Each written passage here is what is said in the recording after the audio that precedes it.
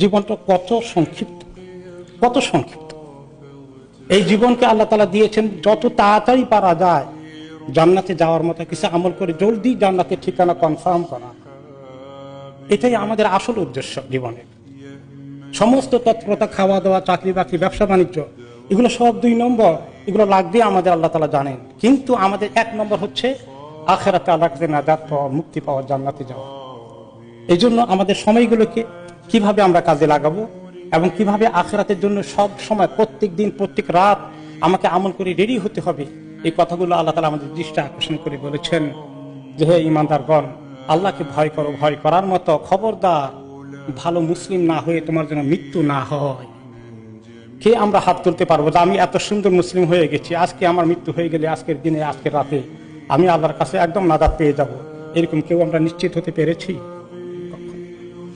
আমাদের সবার আশা আছে যে এখনো তো সময় আছে, দেখি আরো কিছুদিন পরে আমি এমন আমল ধরবো, গুনাহ থেকে এত দূরে থাকবো, আল্লাহর দিকে এত বেশি মুতাওয়াজ্জিহ হব। এগুলো সব আমাদের পরিকল্পনা ভবিষ্যতের জন্য। আজকের জন্য আমরা সিদ্ধান্ত নিতে পারি না।